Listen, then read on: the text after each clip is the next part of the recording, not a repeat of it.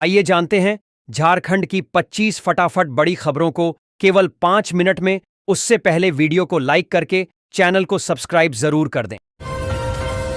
धनबाद नगर निकाय चुनाव से पहले भाजपा को बड़ा झटका। शेखर अग्रवाल झामुमो में शामिल। झारखंड में नगर निकाय चुनाव से पहले भाजपा को बड़ा झटका लगा है। धनबाद के पूर्व मेयर और भाजपा के कद्दावर नेता चंद्रशेखर अग्रवाल उर्फ शेखर अग्रवाल सोमवार को झामुमो में शामिल हो गए। उन्होंने दुमका में मुख्यमंत्री हेमंत सोरेन की मौजूदगी में पार्टी बदली। बताया जा रहा है कि धनबाद मेयर पद पर भाजपा द्वारा संजीव अग्रवाल का समर्थन करने से वे नाराज थे। टैक्स चोरों को छूट, जनता को मिला झूठ। केंद्रीय बजट पर झारखंड कांग्रेस के अध्यक्ष का तीखा हमला। झारखंड कांग्रेस अध्यक्ष केशव महतो कमलेश ने केंद्रीय बजट को टैक्स चोरों को छूट, जनता को झूठ बताया। उन्होंने कहा कि यह बजट मीठे शब्दों का पुलिंदा है जो कृषि, शिक्षा और स्वास्थ्य जैसे क्षेत्रों में कटौती करता है। कमलेश ने झारखंड को रेयर अर्थ कॉरिडोर से बाहर रखने और किसानों व एमएसएमई सेक्टर की उपेक्षा पर निराशा व्यक्त की। उन्होंने इसे भ्रमित करने वाला और भेदभावपूर्ण बजट करार दिया। आयु सीमा के कट ऑफ डेट में हो सकता है संशोधन। अधिक आयु वाले अभ्यर्थियों को मिल सकती है राहत। झारखंड लोक सेवा आयोग जेपीएससी की सिविल सेवा परीक्षा 2025 में अधिकतम आयु सीमा की गणना तिथि में संशोधन की मांग उठ रही है। वर्तमान में 1 अगस्त 2026 की कट ऑफ डेट से कई अभ्यर्थी वंचित हो रहे हैं। छात्रों और पूर्व विधायक ने राज्यपाल व मुख्यमंत्री से मिलकर 1 अगस्त 2018 से गणना करने की मांग की है। जेपीएससी सचिव ने कार्मिक विभाग से पत्राचार का आश्वासन दिया है, जिससे राहत मिलने की उम्मीद है। झारखंड सरकार का बड़ा फैसला। 15वें वित्त आयोग की राशि खर्च करने में फिसड्डी सिविल सर्जनों का रुकेगा वेतन। स्वास्थ्य विभाग के अपर मुख्य सचिव ने 15वें वित्त आयोग की राशि खर्च न करने वाले जिलों के सिविल सर्जनों पर सख्त कार्रवाई का आदेश दिया है। शून्य खर्च वाले जिलों को शो कॉज नोटिस जारी होगा। सुधार न होने पर वेतन रोका जाएगा। 60% राशि खर्च करने का लक्ष्य है। राष्ट्रीय स्वास्थ्य अभियान और मुख्यमंत्री अस्पताल रखरखाव योजना की भी समीक्षा हुई।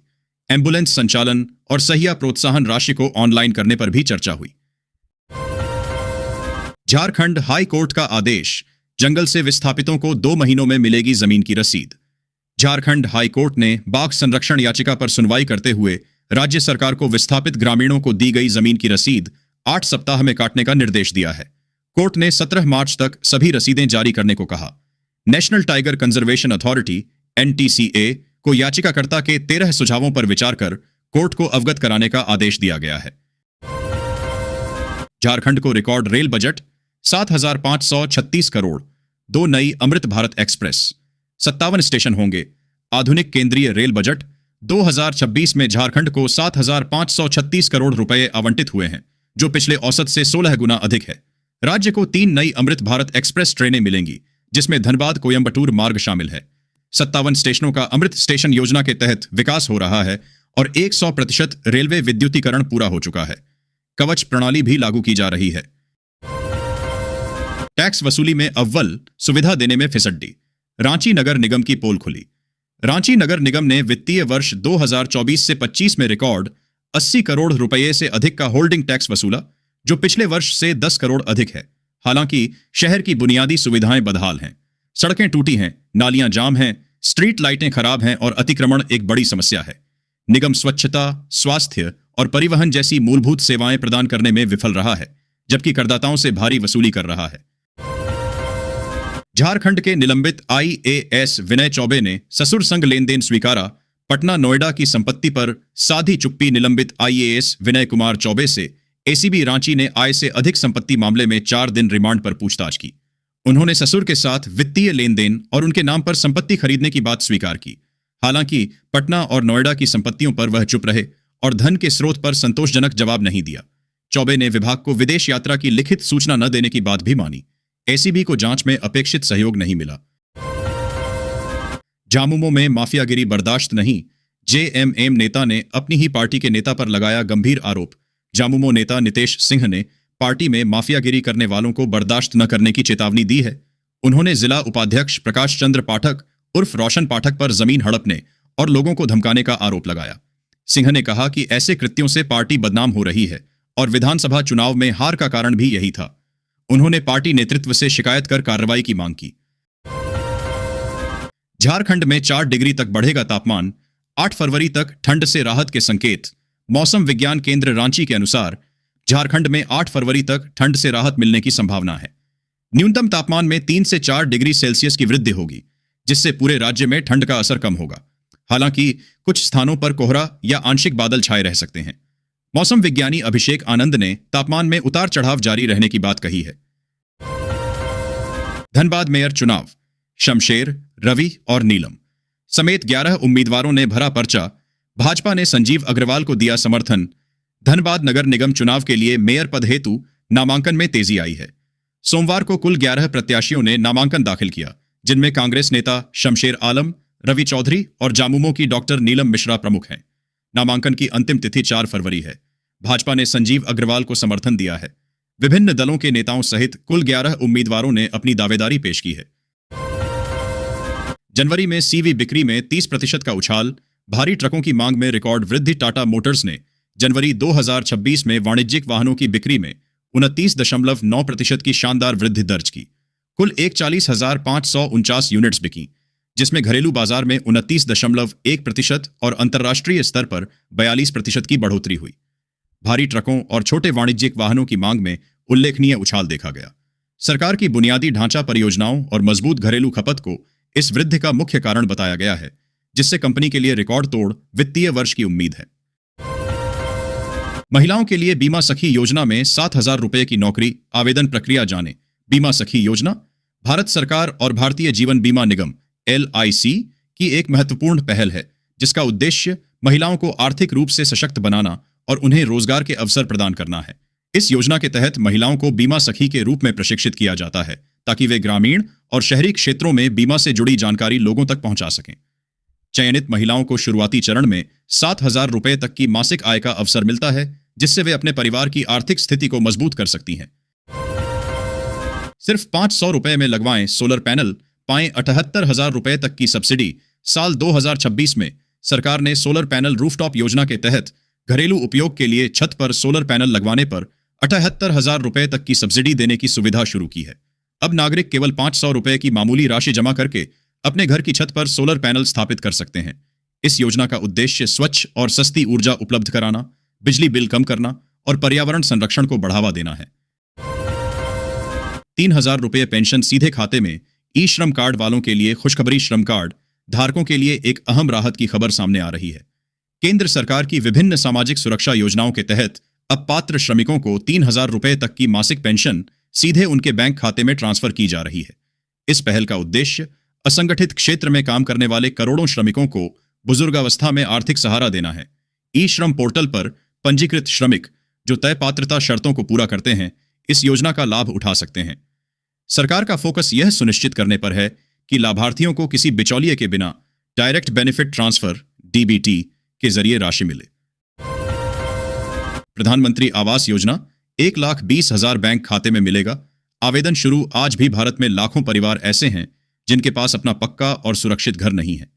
कई लोग कच्चे या टूटे फूटे मकानों में रहते हैं, जहां बारिश, ठंड और गर्मी में रहना मुश्किल हो जाता है। बहुत से परिवार किराए के घरों में रहते हैं और हर महीने अपनी कमाई का बड़ा हिस्सा किराए में चला जाता है। ऐसे परिवारों के लिए प्रधानमंत्री आवास योजना एक बड़ी उम्मीद बनकर सामने आई है। यह योजना गरीब और मध्यम वर्गीय परिवारों को अपना पक्का घर बनाने में सरकारी मदद देती है, ताकि हर व्यक्ति सम्मान और सुरक्षा के साथ जीवन जी सके। चौथे दिन उमड़ी भीड़। 13 वार्ड सदस्यों और 2 अध्यक्ष प्रत्याशियों ने किया नामांकन। जमशेदपुर में निकाय चुनाव का सियासी पारा चरम पर है। नामांकन के चौथे दिन कलेक्ट्रेट और निकाय कार्यालयों में उम्मीदवारों की भीड़ उमड़ी। जुगसलाई और चाकुलिया में अध्यक्ष पद के लिए पहले नामांकन हुए, जबकि मानगो में मेयर पद के लिए अभी कोई नामांकन नहीं हुआ। अब तक कुल 555 नामांकन प्रपत्र खरीदे जा चुके हैं, जिससे चुनावी सरगर्मी बढ़ गई है। केंद्र सरकार ने सुनी बोकारो की गुहार। इस्पात संयंत्र विस्तार का मार्ग प्रशस्त। बोकारो में आयोजित सम्मान समारोह में भाजपा नेता कुमार अमित ने बताया कि 7 माह के पोस्टकार्ड अभियान के बाद बोकारो इस्पात संयंत्र BSL के विस्तारीकरण का मार्ग प्रशस्त हुआ है। इस अभियान में लगभग 50,000 लोगों ने प्रधानमंत्री को पोस्टकार्ड लिखे थे। उन्होंने बोकारो एयरपोर्ट और प्रस्तावित औद्योगिक गलियारे के लिए भी अभियान चलाने की घोषणा की। साथ ही BGH को सुपर स्पेशलिटी अस्पताल बनाने के लिए संघर्ष जारी रखने की बात कही। 2026 से इस्पात और खनन उद्योग में उत्साह। बोकारो को नई संभावनाएं। केंद्रीय बजट का इस्पात और खनन क्षेत्र ने गर्मजोशी से स्वागत किया है। उद्योग जगत का मानना है कि अवसंरचना विकास, विनिर्माण और पूंजीगत व्यय पर सरकार का जोर देश की औद्योगिक वृद्धि को नई गति देगा। देवघर में 15 साल बाद सूर्याहू पर्व, सूर्य देव की उपासना का महापर्व छठ से है भिन्न। देवघर के पत्थरअड्डा गांव में 15 साल बाद 3 दिवसीय सूर्याहू सुरजाही पर्व धूमधाम से मनाया गया। ग्रामीणों ने पतरो नदी घाट पर अस्ताचलगामी और उदीयमान सूर्य को अर्घ्य अर्पित किया। मुख्य व्रतिनी सीता देवी सहित अन्य ने 36 घंटे का निर्जला उपवास रखा। यह पर्व छठ पूजा से मिलता जुलता है, लेकिन स्थानीय परंपराओं और निश्चित अंतराल पर मनाए जाने के कारण अलग पहचान रखता है।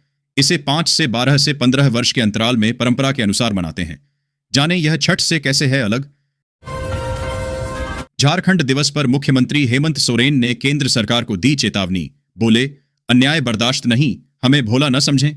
मुख्यमंत्री हेमंत सोरेन ने 47वें झारखंड दिवस पर दुमका में केंद्र सरकार को चेतावनी दी। उन्होंने कहा कि झारखंड को कमजोर न समझें, अन्याय बर्दाश्त नहीं होगा। सोरेन ने शिबू सोरेन को याद करते हुए भावुक होकर कहा कि राज्य की 42% खनिज संपदा के बावजूद केंद्रीय बजट में उपेक्षा है। दुमका में झारखंड दिवस समारोह सीएम हेमंत सोरेन की मौजूदगी में गूंजेगा। गुरुजी अमर रहें का नारा दुमका में झामुमो झारखंड दिवस मना रहा है, जिसमें पहली बार टीन बाजार में स्वर्गीय शिबू सोरेन का आदमकद कटआउट लगाया गया है। मुख्यमंत्री हेमंत सोरेन सोमवार को दुमका पहुंचेंगे और 2 व 3 फरवरी को जिले के दौरे पर रहेंगे। गांधी मैदान में आयोजित इस कार्यक्रम में झामुमो के मंत्री, सांसद, विधायक और बड़ी संख्या में समर्थक जुटेंगे। हमारी सरकार रांची हेडक्वार्टर से नहीं, गांव से चलती है। पश्चिमी सिंहभूम में बोले सीएम हेमंत सोरेन। मुख्यमंत्री हेमंत सोरेन ने पश्चिमी सिंहभूम के सेरेंसिया में शहीद दिवस पर कहा कि झारखंड सरकार गांव से चलती है, रांची मुख्यालय से नहीं। उन्होंने विकास योजनाओं का उद्घाटन किया, 1479 युवाओं को नियुक्ति पत्र दिए और बिजली माफी व मुफ्त बिजली जैसी उपलब्धियां गिनाई। सोरेन ने भाजपा पर हमला बोला और असम में आदिवासियों पर हो रहे अत्याचार का मुद्दा भी उठाया। झारखंड के समर्थन का आश्वासन दिया।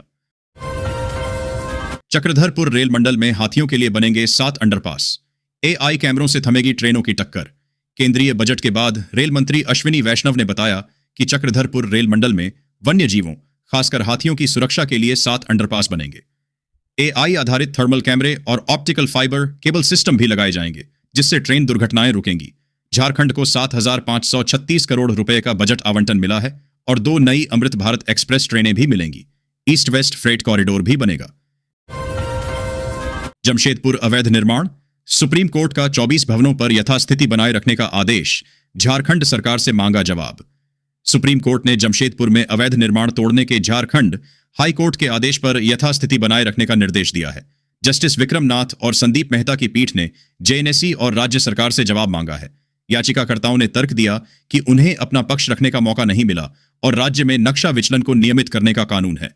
अगली सुनवाई 9 मार्च को होगी। झारखंड हाई कोर्ट ने जनवरी में 24 भवनों को 1 माह में तोड़ने का आदेश दिया था। झारखंड की प्राचीन डोकरा कला का होगा कायाकल्प।